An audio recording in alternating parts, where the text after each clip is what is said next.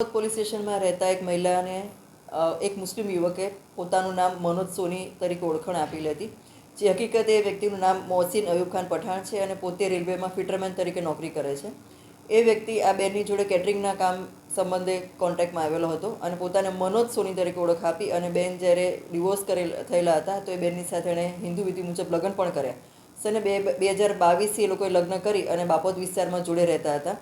બેનને જાન્યુઆરી મહિનાની 14મી તારીખે ખબર પડી કે આ વ્યક્તિ ખરેખર તો મુસ્લિમ છે અને હિન્દુ નથી. ત્યારે બેને પ્રતિકાર કર્યો તો એ વ્યક્તિએ બેનને મારઝૂડ કરવાનું શરૂ કરી. એમના બાળકોને પણ કીધું કે એને મારી નાખશે અને બેનને અને બાળકોને મુસ્લિમ ધર્મ અંગીકાર કરવા માટે ખૂબ દબાણ કરવામાં આવ્યું અને એમને પરેશાન પણ કરવામાં આવ્યા. જેથી કંટાળી અને હિંમત એકત્ર કરી અને બેન પોલીસ સ્ટેશન આવેલા અને એમની બેનની ફરિયાદ દાખલ કરવામાં આવેલી છે અને સાથોસાથ આરોપીને પણ અટક કરી લેવામાં આવેલો છે.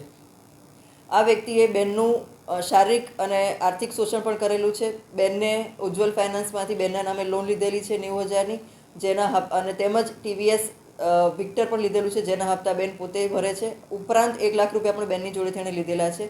આમ આ વ્યક્તિએ પોતે મુસ્લિમ હોવા છતાં હિન્દુની ઓળખ આપી અને બેનની સાથે લગ્ન કરેલા છે અને જે રેલવેમાં સરકારી નોકરી કરે છે, જેને અટક કરી અને કાયદેસરની કાર્યવાહી કરવામાં આવી રહી છે. અન્ય મહિલાઓ માટે આપણે શું સંદેશ આપશો?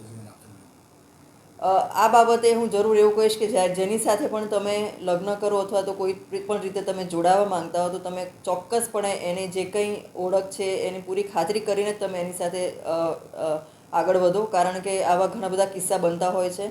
અને આ જ વ્યક્તિએ જ્યારે એની ઓળખ આપી તેણે એવું કીધેલું હતું કે મારા ઘરમાં કોઈ જ નથી અને હું એકલો જ રહું છું, અને બેને વધારે તપાસ નહોતી કરી. બેન ડિવોર્સી હતા એટલે કદાચ એમને વધારે તપાસ કરવાનું વ્યાજબી નહીં લાગ્યું હોય. પરંતુ આ બાબતે કોઈએ પણ હવે પછી આ એક આપણા માટે એક એવો કિસ્સો આપણી સામે આવ્યો છે કે જેમાં અંધવિશ્વાસ ન મૂકી અને તેમજ પૂરી ખાતરી કરીને જ પછી આપણે આગળ વધવું જોઈએ.